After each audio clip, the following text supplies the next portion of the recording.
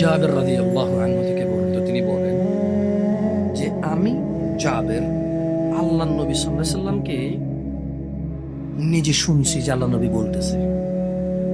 কে বলতেছে? সাল্লাল্লাহু আলাইহি সাল্লাম বলছে যে আল্লাহর নবী বলতেছে যে এ জাবের শোনো, এই একজন ব্যক্তি আর এই যে শিরকি কাজ, কুফুরি কাজ, এটার মধ্যে পার্থক্য হচ্ছে বুঝছো নামাজ। মানে জাবের আমার উম্মতের মধ্যে যেটা নামাজ পড়ে ওটা কাফের মুশরিক। তার মানে নামাজ ত্যাগ করা কিন্তু শুধু গুনাহ না, এটা কুফরি এবং শিরকি গুনাহ। আল্লাহ আমাদেরকে বোঝার তৌফিক দান করুন। আর দেখেন জাবের রাদিয়াল্লাহু আনহু থেকে আরেকটা হাদিস আসছে, উনি বলছে যে আল্লাহ নবী সাল্লাল্লাহু আলাইহি সাল্লামকে উনি মানে আল্লাহ নবী সাল্লাল্লাহু আলাইহি সাল্লাম বলেছেন যে বাইনাল আবদি ওয়া বাইনাল কুফরি তারকুস সালাহ। আল্লাহ নবী বলতেছে যে বান্দা এবং মুমিন এবং কুফরের মধ্যে পার্থক্য কি? কত রাকাত নামাজ। বান্দার কুফরের মধ্যে পার্থক্য কত রাকাত নামাজ। মুমিন এবং শিরকের মধ্যে পার্থক্য 17 রাকাত সালাত ত্যাগ করে কি কারো মুমিন হওয়ার সম্ভব হবে?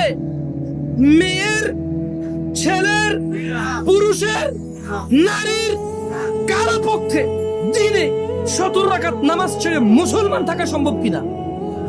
এদেশের মানুষের সম্ভব, এদেশের মানুষের সম্ভব। আল্লাহ তাআলা আমাদেরকে খুব বোঝার তৌফিক দান করুন। একটা আয়াত পড়ে বিদায় নেব, আপনার ভালো লাগবে আয়াতটা। ভাই 1450 বছর আগে আল্লাহ নবী সাল্লাল্লাহু আলাইহি সাল্লামের উপরে ওহী নাজিল হয়েছে। আল্লাহ তাআলা বলছেন যে ইল্লা মান তাব। আল্লাহ সুবহানাহু ওয়া তাআলা বলছে যে মুহাম্মদ আপনার উম্মতদেরকে বলে দিন ইল্লা মান তাব, যে অপরাধ গুনাহ থেকে ফিরে আসে, তওবা করে, ওয়া আমানা ঈমান আনে, ওয়া আমিলা আমালান সালিহা, তার হাজার লক্ষ সহস্র কোটি গুনাহ থাকুক,